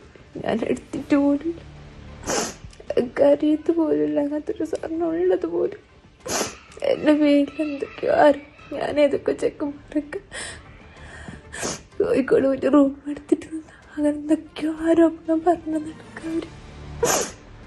അവർ ഹസ്ബൻഡിൻ്റെ വീട്ടുകാർ എല്ലാവരും അറിഞ്ഞില്ല കാര്യം. എൻ്റെ വീട്ടിൽ ആർക്കും സമാധാനമില്ല. എല്ലാവരും മരിക്കേണ്ട അവസ്ഥയില്ല. എൻ്റെ മക്കളുടെ മരണത്തിന് ഉത്തരവാദി എൻ്റെ ഫ്രണ്ട് അഫ്രീദിൻ്റെ ഉമ്മ അപ്പ അവർ വീട്ടുകാരെടുക്കാൻ എന്നെ നാണം കെടുത്തിട്ട് പറഞ്ഞിട്ട് 2 പേര് ഇവിടെ വന്നിട്ടുണ്ടായി. അവരെന്തൊക്കെയോ അനാവശ്യം പറഞ്ഞിട്ട് പോയി. എന്നെ സത്യം ആരും വിശ്വസിക്കുന്നില്ല. ഞാൻ റിട്ടേൺ കംപ്ലൈൻറ്റ് എടുക്കാമെന്ന് വിചാരിച്ചാൽ ആദൂർ പോലീസ് സ്റ്റേഷനിലത്തെ ആൾക്കാർ അതിന് സമ്മതിക്കണമില്ല. അവർ നിന്റെ ഭാഗത്ത് തന്നെ പോയിട്ടെന്ന് പറഞ്ഞിട്ട് എന്നെ റിട്ടേൺ കംപ്ലൈൻറ്റ് എടുക്കാൻ വരെ സമ്മതിക്കണില്ല. എൻ്റെ മരണത്തിന് ഉത്തരവാദി ഇവരൊക്കെയാണ്. എൻ്റെ ഹസ്ബൻഡും ഉണ്ട് അതിന് പങ്കാളിയായിട്ട്. ഹസ്ബൻഡിൻ്റെ ഉമ്മ അതിനധികം ജീവിച്ചിരിക്കില്ല. എത്ര ദിവസം ഉണ്ടാവുമെന്ന് എനിക്കറിയില്ല. എൻ്റെ മോള് പഠിക്കാൻ പോകുന്നുണ്ടായിന്. പഠിക്കാൻ പോകുന്നിട്ട് ചങ്ങായി ഉണ്ടായിന്. ആ ചങ്ങായി അവളോട് 2 പൗണ് വാങ്ങി ഫാൻസ് തുടങ്ങിയിട്ട്. എന്നിട്ട് ഫാൻസ് തുടങ്ങിയിട്ടാണെന്ന് പറയാല. ഓറ് ഓറെ പേരത്തെ 9 പൗണ് കാണില്ലായിട്ട് ഇവിടെ പ്രശ്നമാക്കാന്ന് വന്നു. ആ പേരത്തെ ഉമ്മാവും ആ ചെക്കനും വന്നിട്ട് രണ്ടാളും ഭീഷണിപ്പെടുത്തി. അവള് മുസാബല പിടിച്ച് ഞാൻ 9 പൗണ് എടുത്തിട്ടാ എന്നെ പറയണ്ട ഞാൻ മെച്ചോ നീ വെച്ച് നമുക്ക് എന്താ കിട്ടും. എന്നിട്ട് ഓള് ബേജാറ് കൊണ്ട് മെച്ച ആലൂർ പോലീസ് വിളിപ്പിച്ചിന്. എന്നിട്ട് ഞാനും ഓളും പോയിട്ടാകുമ്പോൾ ഓളിൽ റിട്ടേൺ കംപ്ലൈൻറ്റ് കൊടുക്കാൻ കഴിയും. ഞാൻ പൊന്നെടുത്തിട്ടാ എന്നെ പറയുമ്പോൾ പോലീസുകാരോട് പറഞ്ഞ് റിട്ടേൺ കംപ്ലൈൻറ്റ് കൊടുക്കാൻ കഴിയില്ല, നീ എന്നെ എടുത്തിനെ. ഉള്ളാൾ തന്നെ കഴിഞ്ഞിട്ട് ബേജാറാക്കി. അപ്പം ഞാനും കേട്ട് പോലീസ് നായിനൊക്കെ കൊണ്ട് നമുക്ക് തെളിയല്ലേ. അപ്പോൾ പറഞ്ഞ് പോലീസ് നായിനെ കൊണ്ടുവരാൻ കഴിയല.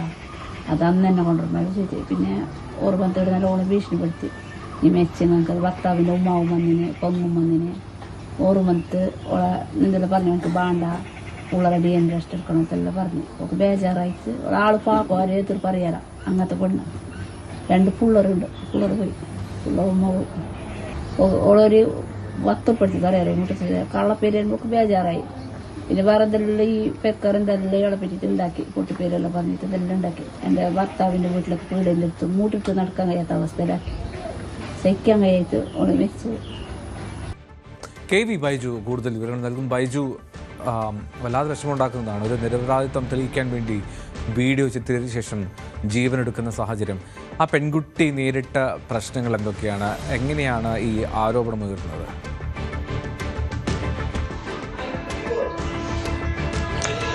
എൽദോ, ആരെയും ഉള്ളിലേക്കുന്നതാണ് ജസീല എന്ന 24-കാരിയുടെ വാക്കുകൾ. ആ വീഡിയോ മുഴുവൻ ശ്രദ്ധിച്ചാൽ നമുക്ക് കേൾക്കാം അവർ എത്രത്തോളം മാനസിക സമ്മർദ്ദത്തിന് അടിമപ്പെട്ടു എന്നത്. കാരണം ചെയ്യാത്ത കുറ്റത്തിന്, അതായത് അയൽവാസിയുടെ വീട്ടിൽ നിന്നും സ്വർണം മോഷണം പോകുന്നു, അത് ജസീല മോഷ്ടിച്ചെന്ന് പറഞ്ഞ് ആദൂർ പോലീസിൽ പരാതി നൽകുന്നു. അങ്ങനെ ആദൂർ പോലീസ് ജസീലയെ വിളിപ്പിക്കുന്നു, നിരന്തരം ചോദ്യം ചെയ്യുന്നു. അതിൽ ഗുരുതരമായ ഒരു കാര്യമുള്ളത്, ഇതിൽ പരാമർശിക്കുന്നത് വനിതാ ഉദ്യോഗസ്ഥ പോലും ഉണ്ടായിരുന്നില്ല ചോദ്യം ചെയ്യലിലെന്നാണ്. അവസാനം പോലീസിന് ഇത് കുറ്റം തെളിയിക്കാനായില്ല, ജസീലയെ വെറുതെ വിടുന്നു. പക്ഷേ ജസീല ഒരു കള്ളിയാണ് എന്ന തരത്തിൽ നാട്ടിൽ വലിയ തോതിൽ പ്രചരണം നടക്കുന്നു. അതോടൊപ്പം സ്വഭാവ ഹത്യ ചെയ്യുന്ന രീതിയിൽ ഇവരെ വലിയ തോതിൽ ഈ പ്രചരണം നടത്തുന്നു. ഇതെല്ലാം സഹിക്കവയ്യാതെയാണ് ആ ഒരു വീഡിയോയിൽ ഇതെല്ലാം പറയുന്നുണ്ട് ജസീല. അങ്ങനെ എലിവിഷം കഴിച്ച് കഴിഞ്ഞ ഞായറാഴ്ച സ്വന്തം വീട്ടിൽ നാലത്തരത്തിലുള്ള സ്വന്തം വീട്ടിൽ എലിവിഷം കഴിച്ച് അവശയാകുന്നു. പിന്നീട് ആശുപത്രിയിൽ പ്രവേശിക്കുകയും കഴിഞ്ഞ ദിവസമാണ് അവർ മരണത്തിന് കീഴടങ്ങുന്നത്. ഈ മരിക്കുന്നതിന് മുമ്പ് മജിസ്ട്രേറ്റിന് മുന്നിൽ ഇവർ രഹസ്യമൊഴി നൽകിയിട്ടുണ്ട്. അതിലെല്ലാ കാര്യങ്ങളും വ്യക്തമാക്കിയിട്ടുണ്ട്. ഇവർക്ക് നേരിട്ട ദുരനുഭവം, ആ വിഷമം പങ്കിടാൻ ആദൂർ പോലീസ് സ്റ്റേഷനിലെത്തിയപ്പോൾ അവർ പരാതി പോലും സ്വീകരിക്കാൻ തയ്യാറായില്ല. അത്തരത്തിൽ ഗുരുതരമായ ആരോപണമുണ്ട്. ഇവർ ആ വീഡിയോയിൽ പറയുന്നുണ്ട് 2 ചെറിയ കുട്ടികളാണ് ജസീലയ്ക്കുള്ളത്. ആ കുട്ടികൾ ഇനി എങ്ങനെ ജീവിക്കും? ഒരു കള്ളി അല്ലെങ്കിൽ ഒരു മോഷ്ടിച്ച ഒരാൾ അവരുടെ മക്കൾ എന്ന നിലയിൽ അവർ വളർന്നാൽ എന്തായിരിക്കും? പുറത്തിറങ്ങി നടക്കാൻ കഴിയുന്നില്ല. അപമാനഭാരം കൊണ്ട് അത്രത്തോളം വലിയ തോതിൽ സങ്കടപ്പെട്ടിരിക്കുന്ന ഒരു വീഡിയോ, ആ വീഡിയോ ബന്ധുക്കൾക്കും സുഹൃത്തുക്കൾക്കും അയച്ചു നൽകിയതിന് ശേഷമായിരുന്നു ജസീല ആത്മഹത്യാ ശ്രമം നടത്തുന്നതും ഇന്നലെയാണ് ജസീല മരിക്കുന്നത്. എന്തായാലും ഈ സംഭവത്തിൽ കൃത്യമായ അന്വേഷണം വേണമെന്ന ആവശ്യമാണ് ഇവർ കുടുംബം പറയുന്നത്. പ്രധാനമായും ഈ അയൽവാസിയാണ് ഇത്തരത്തിൽ 9 പവനോളം സ്വർണം അവിടെ നിന്ന് മോഷണം പോയി എന്ന് പരാതി നൽകുന്നത്. ആ പരാതിയിൽ പോലീസ് ഇതുവരെ കേസെടുത്തിട്ടില്ല. അങ്ങനെയാണെങ്കിൽ ജസീലയെ ഈ ഒരു കുറ്റം ജസീലയുടെ മേൽ ആരോപിക്കാനുള്ള കാരണം എന്താണ്? അതാണ് ഏറ്റവും പ്രധാനം. എന്തായാലും ഇതിൽ നീതി വേണം എന്ന ഒരു ആവശ്യം കുടുംബം പറയുന്നു. ജസീലയുടെ മരണത്തിന് ഉത്തരവാദികളായവർ ഈ അയൽവാസികളാണ്. അതോടൊപ്പം ഭർത്താവിന്റെ വീട്ടിൽ നിന്നും വലിയ തോതിലുള്ള പീഡനം ഇവർക്ക് അനുഭവപ്പെടേണ്ടി വരുന്നു എന്നാണ് ഇവരുടെ സ്വന്തം ഉമ്മ പറയുന്നത്. അതിലെല്ലാം അന്വേഷണം വേണമെന്ന് ഈ കുടുംബം പറയുന്നുണ്ട്. സഹോദരനും അതുപോലെ തന്നെ ബന്ധുവും ഇതിൽ കൃത്യമായ മൊഴി നൽകിയിട്ടുണ്ട്. ഇവരുടെ മരിക്കാനിടയായ സാഹചര്യം, അത്തരം സംഭവങ്ങളൊക്കെ മൊഴി നൽകിയിട്ടുണ്ട്. ജസീല അത്രത്തോളം കടുത്ത മാനസിക സമ്മർദ്ദത്തിലായിരുന്നു എന്നതിന്റെ ഏറ്റവും ഉദാഹരണമാണ് ആ വീഡിയോ. 5 മിനിറ്റോളമുള്ള ആ വീഡിയോയിൽ ജസീല എല്ലാ കാര്യങ്ങളും തുറന്നു പറയുന്നുണ്ട്. താൻ നിരപരാധിയാണ്, തന്നെ ഒരു മോഷ്ടാവാക്കാൻ ശ്രമിച്ചു, പുറത്തിറങ്ങി നടക്കാൻ കഴിയാത്ത അവസ്ഥ, വലിയ തോതിൽ മാനസിക സമ്മർദ്ദം അനുഭവപ്പെടുന്നു. 2 കുട്ടികൾ ഇനി ഒരു കള്ളിയുടെ അല്ലെങ്കിൽ ഒരു മോഷ്ടാവിന്റെ മക്കൾ എന്ന നിലയിൽ അറിയപ്പെടും. അങ്ങനെ അവരെ സംബന്ധിച്ചിടത്തോളം അവർക്ക് താങ്ങാൻ കഴിയുന്നതിനും അപ്പുറം വലിയ സങ്കടം നേരിട്ടു. പക്ഷേ നീതി തേടി പല വാതിൽക്കൽ മുട്ടിയപ്പോഴും അവിടെയെല്ലാം ഇത്തരത്തിൽ അവഗണന മാത്രം. പ്രത്യേകിച്ച് ആദൂർ പോലീസ് സ്റ്റേഷനെതിരെയാണ് ഗുരുതര ആരോപണമുള്ളത്. ഒന്ന്, ഈ ജസീലയെ ചോദ്യം ചെയ്യാൻ വിളിപ്പിച്ചപ്പോൾ വനിതാ പോലീസ് ഉദ്യോഗസ്ഥ പോലും ഇല്ലാതെ ഇവരെ നിരന്തരം ചോദ്യം ചെയ്ത് ബുദ്ധിമുട്ടിച്ചു. ഇത് താൻ നേരിട്ട വിഷമം, തനിക്കെതിരെ കള്ളക്കേസ് കൊടുക്കുന്നു എന്ന് ആരോപിച്ച് പരാതിയുമായി എത്തിയപ്പോൾ ആദൂർ പോലീസ് അത് സ്വീകരിക്കാൻ പോലും തയ്യാറായില്ല. അങ്ങനെ പോലീസിന്റെ ഭാഗത്ത് നിന്നും ഗുരുതരമായ ഒരു അനാസ്ഥ വന്നിട്ടുണ്ട്. ഒരു പക്ഷേ പോലീസ് ഇതിൽ കൃത്യമായി ഇടപെട്ടിട്ടുണ്ടെങ്കിൽ ഇന്നും 24-കാരിയായ ജസീല ജീവിച്ചിരിക്കുമായിരുന്നു. ആ ഒരു ജീവിച്ചിരിക്കുമ്പോൾ നീതി ലഭിച്ചില്ല മകൾക്ക്. റൈറ്റ് ബൈജു, ജീവിച്ചിരിക്കുമ്പോൾ ആ ജസീലയ്ക്ക് നീതി കിട്ടിയില്ല. ഇനിയെങ്കിലും അവളുടെ നിരപരാധിത്വം ബോധ്യപ്പെടേണ്ട സാഹചര്യമുണ്ട് എന്നാണ് നമ്മൾക്ക് പറയാനുള്ളത്. എന്നാണെങ്കിലും ഒരു ജീവനാണ് ഇല്ലാതായത്. അത് ആരും ഉന്നയിച്ച ആരോപണമായെങ്കിലും ഒരു പെൺകുട്ടിയുടെ ജീവിതം ഇല്ലാതാക്കി എന്നുള്ളതാണ് അതിൻ്റെ അകത്ത് സങ്കടകരമായിട്ടുള്ള കാഴ്ച. നിക്ഷാൻ കഴിഞ്ഞ സീസണിലെ ബമ്പർ സമ്മാനമായ സ്കോഡ കുഷാക്കിന്റെ താക്കോൽ സമ്മാന വിജയി KC ഇഫ്രാത്തിന് കൈമാറി. 2ാം സമ്മാനമായ BMW സ്പോർട്സ് ബൈക്ക് താഹിറയ്ക്കും 3ാം സമ്മാനമായ ഏതർ ഇലക്ട്രിക് സ്കൂട്ടർ മുഹമ്മദ് സഹാസ് KPക്കും കൈമാറി. Nikshan managing director MMV Moidu, executive director Nikshan Ahmed, chamber of commerce മുൻ പ്രസിഡന്റ് രമേഷ് കുമാർ, നിക്ഷാൻ മാനേജർമാർ തുടങ്ങിയവരും സമ്മാന വിതരണ ചടങ്ങിൽ പങ്കെടുത്തു. നിക്ഷാനിൽ സംഘടിപ്പിച്ച നറുക്കെടുപ്പിലൂടെയാണ് ഭാഗ്യശാലികളെ കണ്ടെത്തിയത്.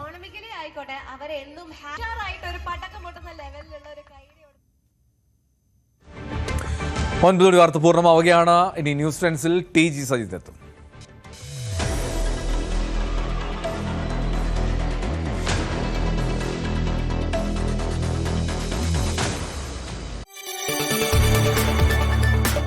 കൂടുതൽ വാർത്തകൾക്ക് News 18 Keralam YouTube channel subscribe ചെയ്യുക.